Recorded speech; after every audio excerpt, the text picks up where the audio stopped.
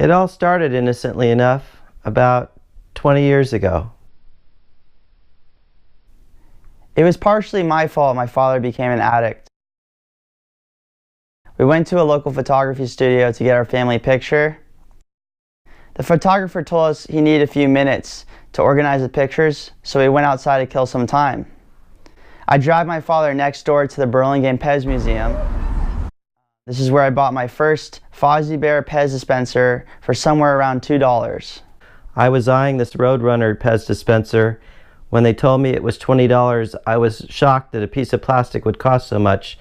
I was so upset that I grabbed my son and decided to leave the store. For days I was thinking about that Roadrunner Pez dispenser because it was one of my favorite cartoon characters as a kid. So eventually I gave in and I went back to the store and plunked down my $20 and reached for the Roadrunner, and then I discovered right next to it was Wile E. Coyote, and I realized that Wile E. Coyote needs to be with the Roadrunner. So I ended up spending $100 that day, and that was the beginning of my Pez addiction. So eventually I became what is known as a Pez head, but I think of it more like a Pez addict. I soon learned that there are literally thousands of Pez dispensers to collect and dozens of different ways to obtain them, such as antique shops, Pez conventions, online Pez dealers, and probably the most popular way, on eBay. Eventually, my collection became so big, I began to worry about protecting them from everything from earthquakes to thieves. I eventually got a special insurance policy to protect my collection from both, from the Collectors Insurance Agency, CIA. In spite of having a policy, my obsession and addiction became so great that I enhanced my burglar alarm system, and at one point I even boarded up the windows when we went on vacation. I would even strap everything down to help protect them from earthquakes. My collection ended up becoming so big that it started to take over the whole house. It started in my son's room, but eventually the room wasn't large enough, so it moved to my daughter's room.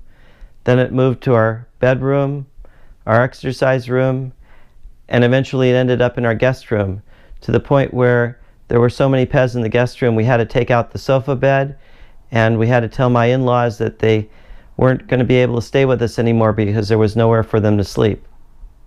Almost all our drawers and closets, if they're not filled with clothes, are filled with Pez dispensers, boxes and boxes of them.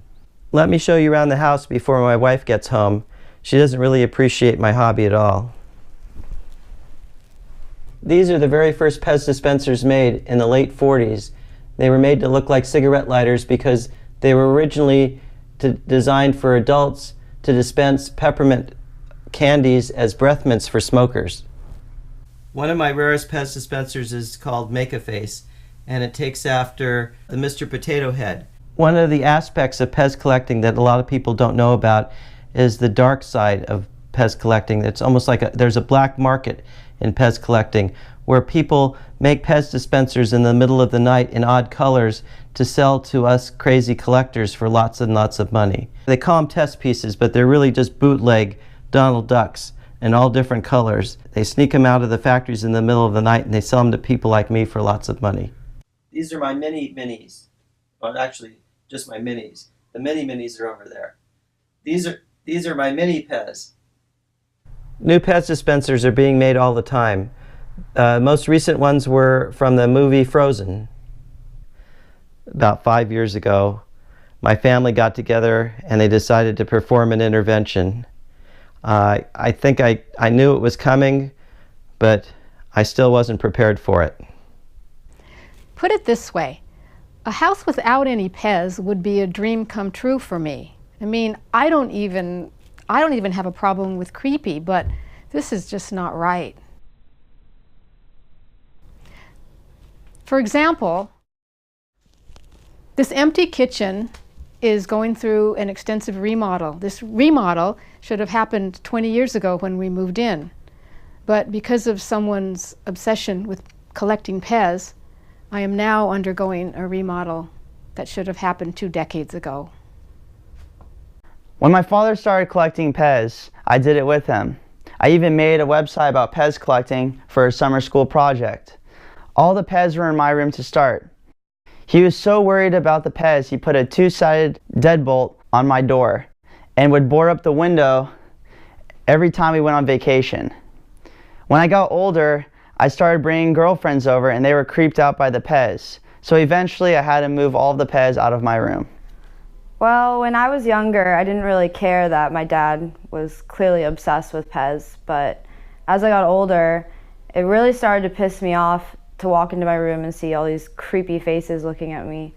So I kind of started to just move them out of my room in the middle of the night,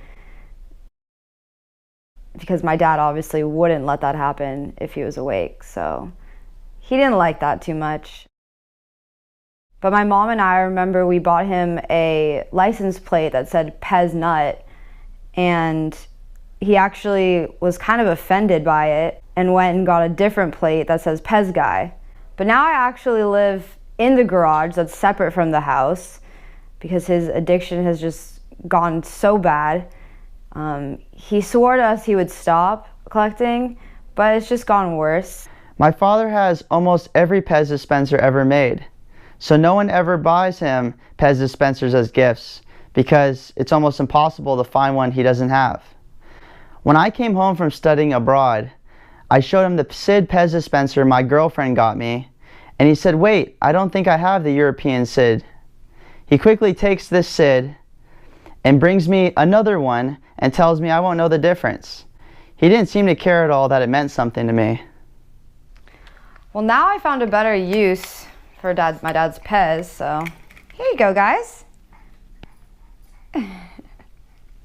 So we all know that my brother Glenn is completely obsessed with Pez, and it's gotten so bad that our whole family has been instructed not to talk to him about Pez. And more importantly, he's been instructed not to talk to us about Pez. Otherwise,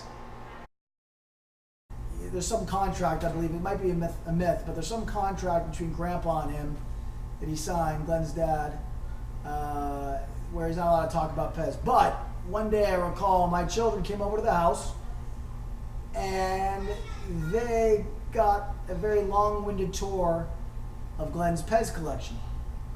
Subsequently, I didn't know this conversation occurred, but the kids said, "Oh, we like Pez." And then of course Glenn found a cohort, someone to share in his obsession. And those cohorts happen to be my children. And now I have to put up giant shelving on the walls, and it takes up a quarter of the room. It's absurd. Except, of course, Glenn says that our kids now probably have the biggest Pez collection of the under 10 crowd in the Bay Area. And I wouldn't be surprised if that were true. But the worst thing probably here is that they've developed an unhealthy obsession with Pez as well. And I'm sure that'll transfer over into future collections that they'll have, and they'll turn into hoarders of a different kind. But good luck, Glenn, and no more Pez, please. A few years ago, Glenn went to the Pez convention in Cleveland, Ohio. All the pictures he was posting on Facebook were him with Bart Simpson, Pez's, everything, and I was starting to worry that he didn't actually have any human friends and there might not be any humans there. I don't know. About 2 years ago, my craving for Pez collecting started to creep back in.